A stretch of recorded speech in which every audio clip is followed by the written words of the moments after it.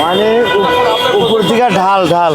এসএসবিএস যেটা আছে স্যার, এসএসবিএস এর গেটগুলো খুলতে হবে। আর ওই গেট থেকে এখানে খাড়া ঢাল, এখানে ওই যে মোটরসাইকেলগুলো এখান থেকে এখানে সবগুলো পানি এখানে এখানে তো ড্রেনেজ ব্যবস্থা নেই।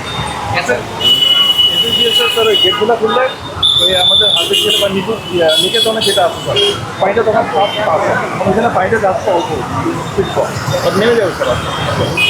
নেমে যাবে, কিন্তু এটা তো এরকমই হবে, পানি 2-3 দিন থাকলে। এটা পরিকল্পনা করা দরকার। হ্যাঁ, আর তো আমাদের ব্যবস্থা নেই।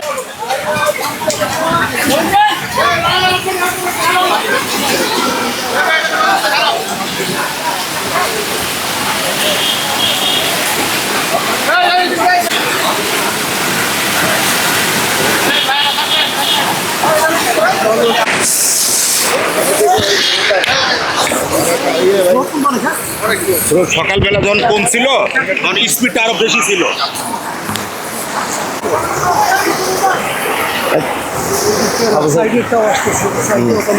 পানি ওভারফ্লো হয়ে গেছে, এখন পাস হওয়ার কোনো জায়গাটা নেই।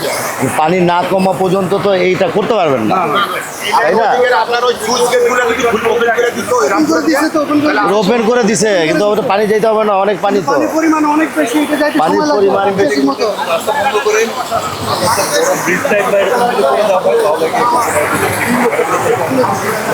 এই জায়গাটা একটা পরিকল্পনা করতে হবে, কারণ যেহেতু পানির ফ্লোটা বেশি বৃষ্টি হয়, এই পানির প্রেসারে কিন্তু এটা হচ্ছে, তাই না? তো এটার জন্য একটা নতুন পরিকল্পনা করে কাজটা করতে হবে। আন্ডারপাস করা যাবে, কালভার্ট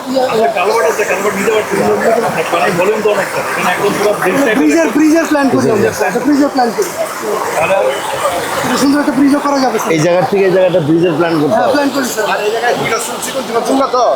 না, গুলশান এলাকা তো, এটা বুঝা শুনে সৌন্দর্য বর্ধনের একটা বিষয় করতে হবে।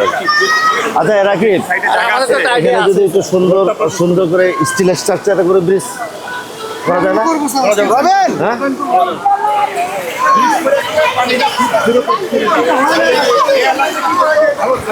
অনুভূতি হয়ে গেছে আমাদের বাস্তব। আমরা এটা অন্য পরিকল্পনা করতেছি, যাতে বারবার রাস্তা নষ্ট হয়, পানিটা কমে গেলে আমরা এখান থেকে